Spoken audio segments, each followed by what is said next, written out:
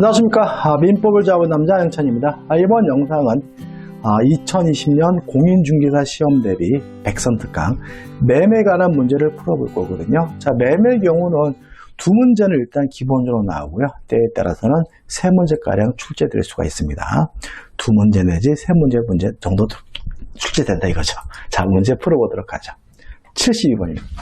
매매에 관한 다음 설명 중 틀린 건데, 매매 계약의 개념에 대해서도 은근히 시험에 잘 내는데요. 매매 계약은 낙선 계약입니다. 따라서 청약과 승낙이 있으면 그것만으로 계약이 성립돼요. 다시 말하면 재산권을 이전하기로 약정하고 그 대가로서 대금을 지급하기로 약정하면 그 약정만으로 성립하기 때문에 1번. 특정한 재산권의 이전과 대금의 지급은 매매계약의 실행 내지 이행에 지나지 않으며 그 성립 요건은 아니다라는 질문은 맞는 질문이죠. 2번입니다. 자, 매매계약의 비용은 쌍방이 반씩 부담하는 것이 원칙입니다. 민법에 규정되어 있죠.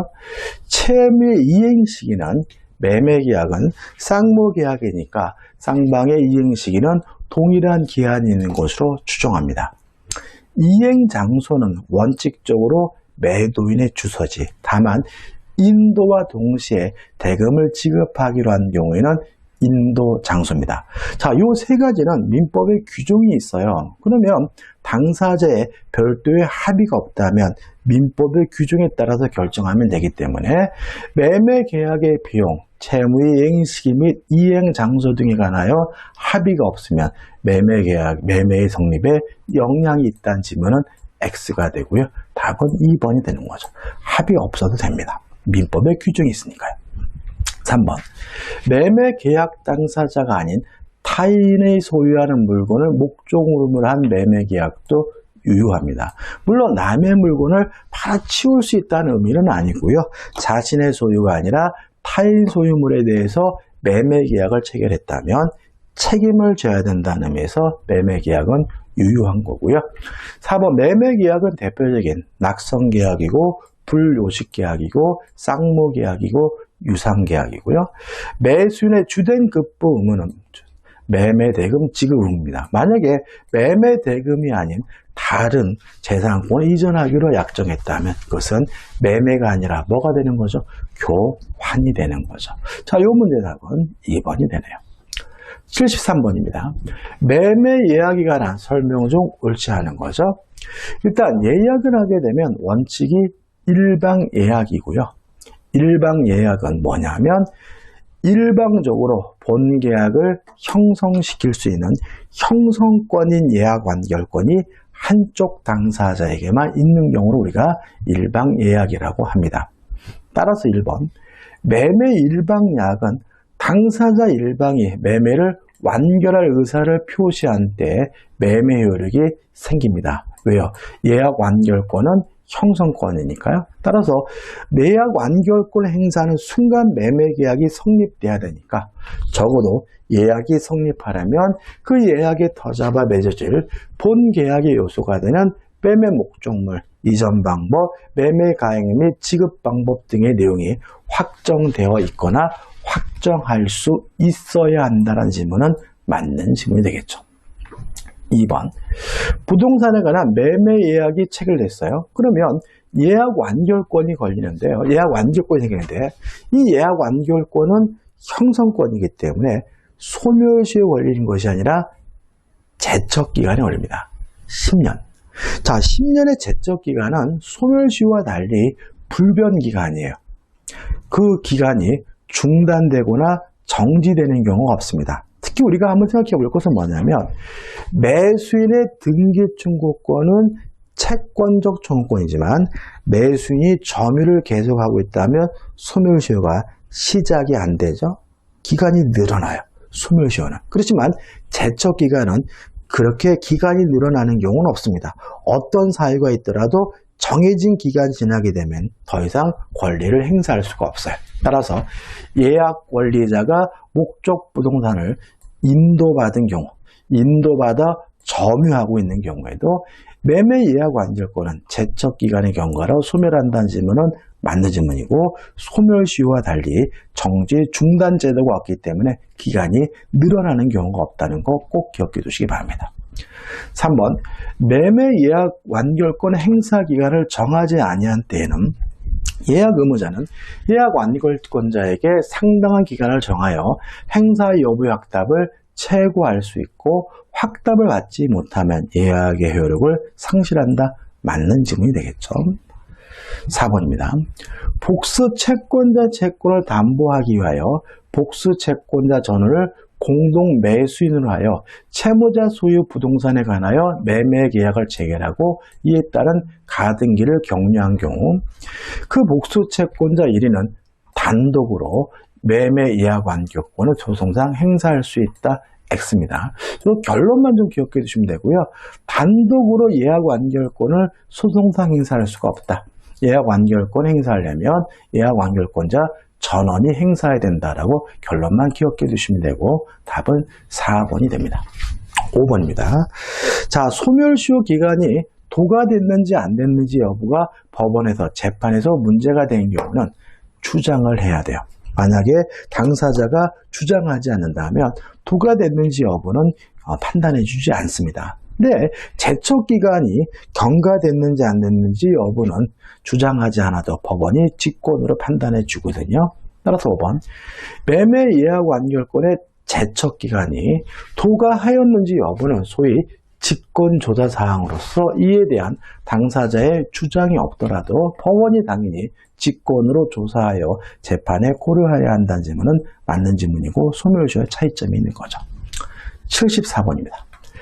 계약금에 관한 설명 중 판례 입장과 다른 거죠. 1번 매도인이 매매 계약의 이행에 착수가 한 바가 없더라도 중도금이 지급됐어요.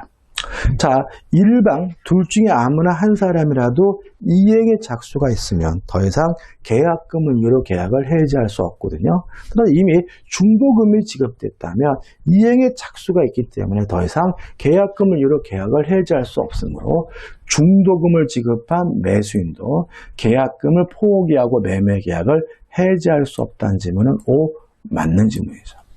2번 매수인이 지급한 계약금이 해약금과 손해배상 예정액의 성질을 겸하고 있어요. 자, 이게 무슨 말이냐면 별말 없이 계약금이 수수가 되면 그 계약금은 증약금, 해약금 두 가지 성질을 갖게 되고요. 만약에 위약금으로 한다는 특약을 하게 되면 그 계약금은 위약금의 성질을 갖게 되는데 원칙이 손해배상 예정인 거죠. 따라서 계약금을 지급하면서 위약금을 한다는 특약을 했다는 얘기인 거죠. 그래서 보시면 손해배상 예정액으로서 부당이 과다해요. 과다하다면 법원은 감액할 수 있습니다. 따라서 매수인은 계약금 중 과다한 손해배상 예정으로 감액되어야 할 부분을 제외한 나머지 금액을 포기하고 계약을 해지하면서 그 과다한 부분의 반환을 청구할 수 있다는 것이 우리 판례 입장입니다. 맞는 질문이고 꼭 기억해 두셔야 돼요. 3번 계약금 일을 위약금으로 하기로 하는 특약이 없다면 손해배상 예정으로 성질을 갖는 것은 아니니까 3번은 맞는 질문이죠. 4번 임차인이 보증금의 잔액을 지정된 기일까지 납부하지 않을 때에는 임대인은 계약을 해지하고 계약금지로 몰입한 보증금을 반환하지 아니한다고 약정을 했어요. 그러면 기일까지 납부하지 않으면 계약을 위반하면 보증금을 먹는다라는 말은 위약금에 관한 특약이 있는 거죠. 자, 근데 문제는 임차인에 대한 위약금 특약이 있지만 임대인이 계약을 위반했을 때는 어떻게 할 것인지 특약이 없어요. 임차인에게 불리하겠죠. 그래도 유효하다는 것이 우리 판례 입장입니다. 따라서 임대인은 임차인이 채무를 이행하지 않으면 입증 없이 보증금을 그냥 먹을 수 있지만 임차인에 대해서는 위약금에 관한 특약이 없으니까 손해배상을 청구하려면 별도의 입증이 필요한 거죠. 따라서 임대인이 계약을 위반한 경우에 관하여는 아무런 합의가 없다면 임대인의 채무 불이행이 있는 경우 임차인은 그로 인한 손해를 구체적으로 입증하여 배상받을 수 있을 뿐이다. 맞는 질문인 거죠. 자, 이유는 임차인에 관한 위약금 특약이 있기 때문인 거죠. 임대인에 관한 위약금 특약은 없기 때문에 손해를 입증해야 비로소 손해배상을 청구할 수가 있고요. 이러한 특약도 가능하고도 유효하다는 것이 우리 판례 입장입니다. 답은 5번이죠. 자, 계약금을 이유로 계약을 해지하려면요. 받은 사람은 102배를 상환하고 계약을 해지할 수가 있습니다. 근데 문제는 수령을 거부하는 경우에 공탁까지 하여야 되느냐, 이 문제에 대해서 우리 판례는 공탁까지 할 필요는 없다는 것이 우리 판례 태도의 중요한 판례고 꼭 기억해 두셔야 됩니다. 따라서 5번, 계약금을 받은 매도인이 그 배액을 상환하고 계약을 해지하려면 계약 해제 의사표시 외에 계약금 배액을 이행 제공하여야 하고까지 맞죠? 상대방이 수령하지 않으면 공탁하여야 한다. X. 공탁할 필요까지는 없다는 것이 우리 판례 태도라는 거 잊지 마시고 답은 5번이 되네요. 75번입니다. 계약금에 관한 설명으로 옳은 것은 1번, 매매계약은 낙선계약이고요. 계약금 계약은 유물계약입니다. 근데 매매계약이 주된 계약이고 계약금 계약은 종된 계약이기 때문에 매매계약이 무효면 원칙적으로 계약금 계약도 무효가 됩니다. 따라서 1번, 계약금 계약은 하나의 독립한 유물계약이어서 주계약이 취소되더라도 그 효력에 영향이 없다는 질문은 X가 되는 거죠.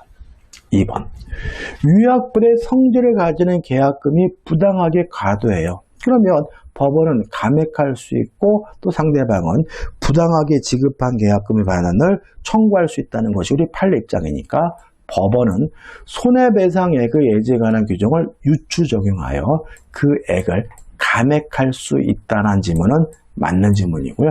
답은 2번이 되는 거죠. 3번, 당사자가 계약금 전부를 나중에 지급하기로 약정한 경우 교보자가 이를 지급하지 않으면 상대방은 채무 불이행을 이유로 계약금 약정을 해지할 수 있다. 맞는 질문이죠. 요즘 조심할 것이 있는 게 뭐냐면 계약금 계약은 유물 계약입니다. 따라서 실제로 그 계약금이 지급돼야지만 성립돼요. 그래서 만약에 지급되지 않았어요. 일부만 지급됐어요. 그러면 아직 계약금 계약은 성립되지 않았습니다. 아는 겁니다. 근데 물론 이 계약금에 관한 민법 규정도 임의 규정이기 때문에 특약으로 달리 정할 수 있거든요. 그래서 계약금 전부를 나중에 지급하기는 약정은 유효한 거예요.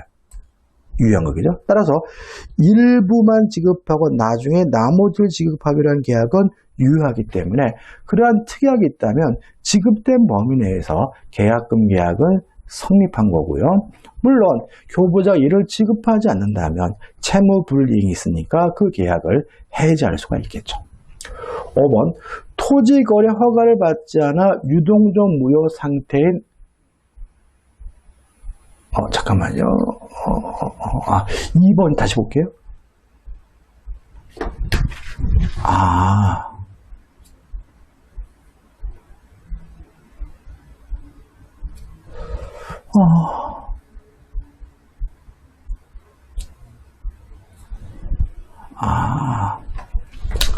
이번은 뭐죠? X입니다. X. 죄송합니다, 여러분들. 제가 혼동했네요. 부당하게 과도하다면 그 계획을 감액할 수 있는 것은 맞아요. 맞는데 손해배상액의 예정에 관한 규정을 유추 적용해서 감액하는 건 아니죠. 이거는 뭐죠? 위약 벌이니까요. 벌이니까. 따라서 그냥 2번은 답이 아닙니다. 답이 아니고 3번만 먼저 옳은 것이고 답인데 이 위약벌에 대해서는 그냥 부당하게 과도하다면 감액할 수 있다 정도만 기억하시고요. 2번 X입니다. 손해배상 예정에 관한 규정을 유추 적용하는 건 아닙니다. 왜냐하면 손해배상 예정이 아니라 위약벌이기 때문에 따라서 옳은 것은 먼저 3번만이 답이네요. 죄송합니다. 4번, 토지거래 허가를 받지 않아 유동적 무효예요. 그러면 계약금 계약은 유효하죠. 기억나시죠? 유동적 무효 상태라 하더라도 계약금 계약은 유효하니까 매매 계약은 특별한 사정이 없는 한 해약금에 관한 규정에 하여 해지할 수 없다가 아니라 있다고요. X가 되고 5번 해약금에 의한 계약의 해제는 두 가지 특징이 있죠. 첫째는 이행하기 전이니까 원상회복 의무가 발생하지 않고요. 해약금에 의한 해제는 채무불이행이 아니기 때문에 채무불이행을 이유로 계약을 해지할 수는 없는 거죠. 따라서 5번 해약금에 관한 규정에 의해 계약을 해지한 경우 당사자 상호간에는 그 해지에 따른 손해배상 의무를 부담한다는 지문은 X가 되는 거죠. 자, 이 문제의 답은 뭐죠? 3번입니다. 3번. 76번입니다. 매매에 관한 설명으로 옳은 것을 찾으라고 하네요. 1번. 자, 대금 지급 장소는 원칙적으로 매도인의 주소지입니다. 다만 인도와 동시에 대금을 지급하는 경우에 예외적으로 인도 장소가 대금 지급 장소이기 때문에 1번 자전거 매매에 있어서 자전거 인도와 동시에 대금을 지급할 경우에는 자전거 인도 장소에서 대금을 지급해야 된다는 질문은 맞는 질문이고요. 답은 1번이 되는 거죠. 2번 행사기간에 약정이 없는 매매예약 완결권이죠. 그러면 10년의 제척기간이 걸리고 무슨 일이 있더라도 인도받고 점유하고 있더라도 제척기간은 정상적으로 진행이 되는 것이니까 매매예약 완결권은 권리자가 예약 목적물인 부동산을 인도받은 경우에는 예약이 성립한 때로부터 10년이 경과하더라도 소멸하지 않는다는 질문은 X가 되는 거죠. 3번 매수인이 매도인에게 지급한 계약금을 포기하고 적법하게 매매를 해지한 경우 이로 인해 매도인에게 계약금 이상의 손해가 발생한 때에는 매도인은 매수인에 대해 손해배상을 청구할 수 있다. X. 계약금을 유래한 계약해제는 채무불이행이 아니므로 원칙적으로 손해배상을 뭐하지 못합니까? 청구하지 못합니다. 4번 매매 계약 후에도 인도하지 아니한 목적물로부터 생긴 과실이죠. 이 매매 계약에 있어서 과실은 시험 문제 참 잘 나오죠. 자, 매매 계약을 하고요. 인도하기 전이라면 매도인이 점유하고 있으므로 매도인이 과실을 수취합니다. 다만 매도인은 인도 전에 목적물로부터 과실을 수취하기 때문에 그 대금에 대해서 이자를 달라고 청구할 수가 없습니다. 자, 인도 후에는 매수인이 점유하므로 매수인 인도 후에는 과실을 수취하게 되고요. 인도 후에는 매수인이 과실을 수취하기 때문에 아직 대금을 지급하지 않았다면 그 대금에 대해서 매수인은 이자를 지급해야 합니다. 만약에 예외는 뭔가요? 인도받기 전에 매수인이 대금 지급을 완납했다면 대금을 다 입금했다면 그때부터는 과실을 누가 수취합니까? 매수인이 수취하게 되는 거죠. 따라서 매수인이 과실을 수취하기 위해서는 인도를 받든지 아니면 대금 지급을 완납해야 비로소 과실을 수취하게 되는 거죠. 항상 조심할 것은 등기는 아닙니다. 등기를 기준으로 하는 것이 아니라 인도를 받든지 대금 지급을 완납해 비로소 과실을 수취할 수 있다는 거 꼭 기억해 두시기 바랍니다. 자, 4번 질문 다시 한번 볼까요? 매매 계약 후 인도하지 않았어요. 그러면 매도인에게 과실 수취권이 있으니까 인도하지 아니한 목적물로부터 생긴 과실은 매도인에게 속하므로 속하는 걸 이렇게 만들겠죠. 근데 문제는 매수인이 매매 대금을 완납했다면 이제는 과실을 누가 수취합니까? 매수인이 수취하는 거잖아요. 따라서 매수인이 매매 대금을 완납한 후라도 매매 목적물을 인도하기까지는 과실 수취권은 매도인에게 기속된다는 질문은 X죠. 인도받든지 대금 지급을 완납하면 매수인이 과실을 수취하게 됩니다. 5번 매매 목적인 재산권과 대금에 관한 합의가 있더라도 계약 비용, 채무 이행기, 이행 장소에 관한 합의가 없어요. 합의가 없으면 앞에서 봤지만 민법 규정에 따라 해결을 하면 되거든요. 따라서 매매 계약은 이미 성립된 거죠. 특별한 사정이 없는 한 매매 계약이 성립할 수 없다. X가 되고요. 이 문제의 답은 1번이 되는 거죠. 자, 문제가 좀 길긴 하지만 그래도 중요한 내용을 담고 있으니까 꼭 내 것으로 만드셔야 되겠네요. 자, 77번입니다. 매매 효력에 대한 설명이 다 틀린 거죠. 자, 이제 담보 책임으로 들어왔는데 일단 목적물의 하자, 물건의 하자입니다. 물건의 하자, 목적물의 하자가 있는 경우에는 매수인은 선의이고 무과실인 경우에만 매도인에게 담보 책임을 물을 수가 있어요. 1번, 매수인이 계약 당시 목적물에 하자가 있음을 알고 있었을 경우에는 매도인이 하자 담보 책임을 부담하지 않는다는 질문은 O, 맞는 질문이죠.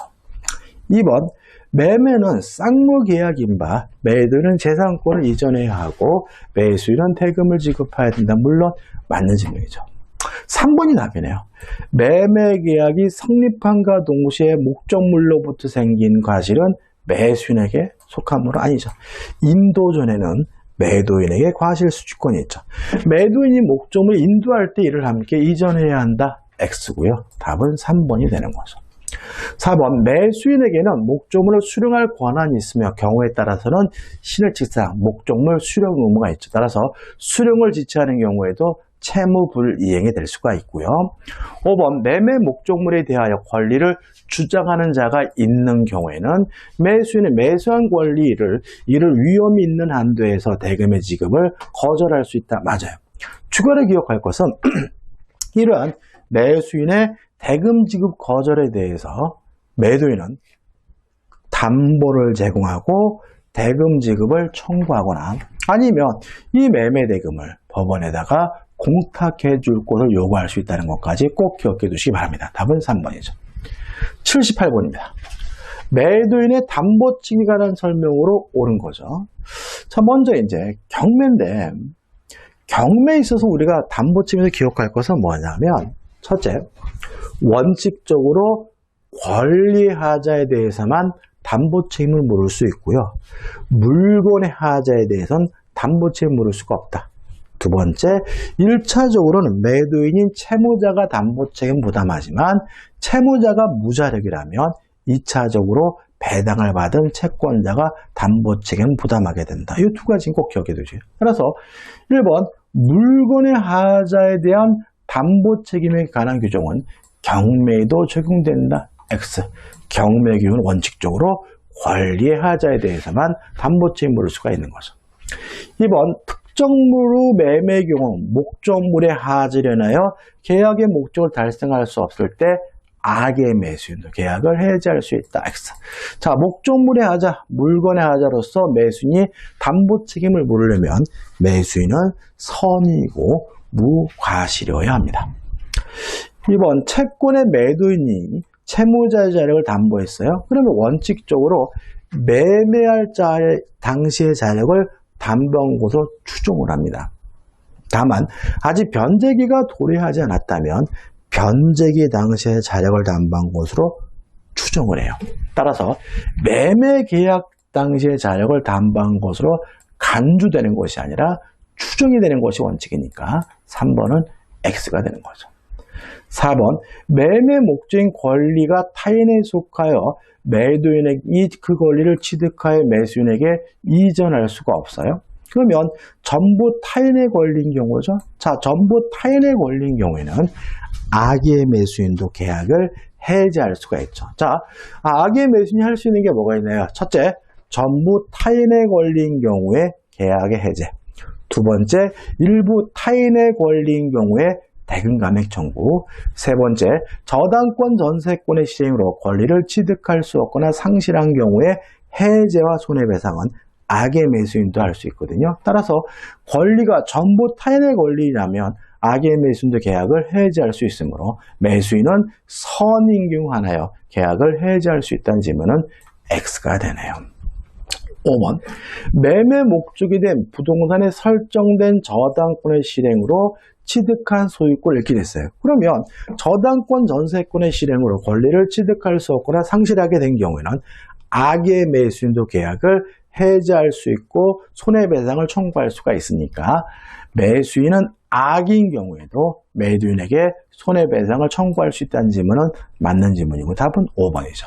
특히 이 담보 책임에 대해서 시험 문제가 반드시 나오게 되는데 좀 까다롭게 느껴지시는데 악의 매수인이 무엇을 할 수 있는지에 대해서 정확하게 기억해 두셔야 됩니다. 79번입니다. 갑은 을로부터 토지 500평을 매수했는데 그중 100평이 을의 소유가 아니에요. 자, 그럼 생각해보세요. 일부 타인의 권리죠. 자, 일부 타인의 권리면 악의 매수인도 대금 감액을 청구할 수 있겠죠. 물론 선의 매수인이라면 대금 감액도 청구할 수 있고요. 잔존 부분이면 매수하지 않았을 경우에는 계약을 해지할 수 있고 손해배상도 청구할 수가 있습니다. 악의 매수인도 뭐는 청구할 수 있다고요? 대금 감액은. 따라서 1번 갑이 선이라면 감액 청구 또는 계약 해제 외에 손해배상을 청구할 수 있다는 질문은 맞는 질문이죠. 자, 제척기간이 1년입니다. 물론 선이라면 몰랐으니까 안날로부터 1년이고요. 악이라면 알았으니까 매매 한 날로부터 1년이겠죠. 2번 갑이 선인 경우 을에 대한 담보 책임은 그 사실을 안날로부터 1년 이내 행사해야 된다. 맞는 질문이고요. 3번 이의 경우 1년은 시효기간이 아니라 제척기간에 해당되는 것이 일반적이죠. 4번 400평의 토지만으로 잔존 부분만으로 갑이 이를 매수하지 않았을 것이라는 사정이 있고 갑이 선이라면 계약 전부를 해지할 수 있다. 맞는 질문이죠. 다시 말씀드리지만 대금 감액 청구는 악의 매수인도 할 수가 있으니까 5번 100평의 토지가 을의 소유가 아님을 갑이 알고 있었을 때는 대금 감액을 청구할 수 없다는 질문은 X고요. 답은 5번이 됩니다. 자, 80번입니다. 이번 영상 마지막 문제네요. 자, 민법상 부동산 환매에 관한 설명으로 틀린 겁니다. 자, 먼저 기억할 것을 말씀드릴게요. 자, 첫 번째 중요한 점은 동시에 해야 됩니다. 뭘 동시에 하냐면 계약과 등기를 동시에 해야 됩니다. 다시 말하면 매매계약과 환매특약은 동시에 해야 되고요. 매매계약에 의한 이전 등기와 환매에 관한 부기 등기 동시에 해야 됩니다. 두 번째 조심할 것은 환매기간인데 부동산은 5년, 동산은 3년을 넘지 못합니다. 따라서 3번 환매기간을 5년을 넘지 못한다. 맞는 거죠. 왜요? 부동산이니까. 부동산은 5년, 동산은 3년을 넘지 못하고 가장 중요한 특징은 이 기간을 연장하지 못합니다. 따라서 4번 환매기간은 특약으로 연장될 수 있다는 질문은 X고요. 답은 뭐죠? 4번이 되는 거죠. 그래서 1, 3, 4번 중요하겠죠. 나머지 2번 환매대금은 특약이 없는 한 매도인이 수령한 매매대금과 매수인이 부담한 매매 비용을 합한 것이다. 물론 맞는 질문이고요. 5번 환매기간 내 매도인이 매수인에게 환매대금을 제공하지 않으면 환매권을 소멸한다는 질문도 물론 맞는 질문이겠죠. 자, 이번 영상 여기까지고요. 다음 영상에서 임대차에 관한 문제를 풀어볼 거고요. 자, 이 영상이 도움이 되셨다면 구독, 좋아요 부탁드리겠습니다. 고맙습니다.